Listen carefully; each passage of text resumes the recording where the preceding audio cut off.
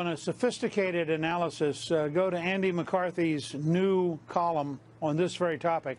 McCarthy was the prosecutor in 1993 who convicted the terrorist who bombed the original World Trade Center bombing back in '93. He's had a 20-year experience looking at these things, does so as having been a professional Justice Department prosecutor. He thinks there's a lot here. He thinks that there are some very troubling things about how the executive branch under President Obama behaved, and he thinks it's absolutely worth digging out and understanding what went on. And he points out that it's very unlikely that the FBI happened to go in October to ask for a wiretap and got it from the FISA court with nobody in the Obama White House knowing they were doing it. I mean, to get a wiretap that included a presidential campaign in the last weeks of the campaign is a pretty extraordinary request.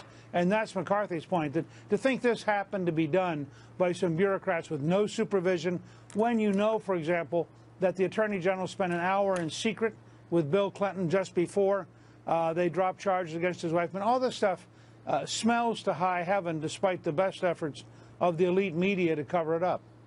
Well, I mean, what about that? You just heard Mark Levin's commentary on this. Mark Levin was on Fox and Friends going through points of evidence that showed that the Obama administration did, in fact, make two requests to the Foreign Intelligence Surveillance Court, FISA, and the first one was denied, but then the second one was accepted. It sure looks like maybe look, the White House, the Obama White House, rather, has put out this statement basically saying, trying to distance themselves from this entire story, that they did not order any of this surveillance. But we know that there were requests to put in a wiretap at Trump Tower.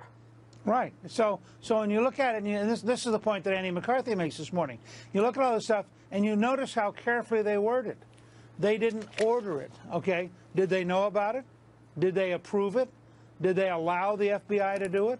And you have to ask yourself the question, what did they think? You know, remember, the only person who's ever been in the Trump official campaign who has ever been in any way involved about all this is Paul Manafort, and that was because of his Ukrainian ties, not Russia.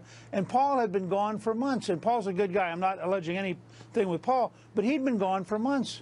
So what's their case? I mean, what the devil are they trying to do in this circumstance? Right. Well, we still don't know what exactly they're suggesting. I mean, in any event, I mean, people have meetings with ambassadors and senators all the time, well, but we still don't understand what they're trying to charge in terms of these Russian meetings. But look at what John Favreau, who was a speechwriter for President Obama, points out, and he basically says, I would be careful about reporting that Obama said there was no wiretapping. The statement that the Obama White House released was that neither he nor the White House actually ordered it. So we are parsing words a bit here, aren't we? Well, and it's very funny if you think about it, because you have this circumstance. You know, if the New York Times had any hope of ever being neutral, one of the things they could do is simply print all of the pictures of all the Democrats meeting with the Russian ambassador. Because you have this whole series of people who are shocked that Senator Sessions, as a senator, met with the Russian ambassador. And then you began to get, Nancy Pelosi was meeting with the Russian ambassador. Claire McCaskill, senator from Missouri, was meeting with the Russian ambassador. Right. I mean, all these things began to come out, and you begin to realize this is an absurdity. Yeah. And I think one of the things we have to recognize, and I keep trying, frankly, to say this to the Trump team over and over again. They have a group of people who are their mortal enemies. The New York Times is one of them. Right. The Post is one of them. These folks are going to be against them every day. They're going to attack them every day. And they have to understand that they're living in a hostile environment. Yeah, well, we're just trying to figure out if there was actually illegality done. I mean,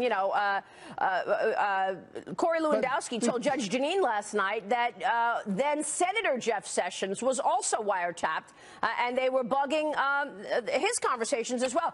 Well, let me just say, real quick, if they were actually wiretapping a United States senator, that is a very serious problem. Yeah. Whether it's legal or illegal, it is so dangerous to our freedoms, no matter who the senator is, that we'd have to understand it. All right, we will leave it there. Great to see you, Newt. Thanks so much.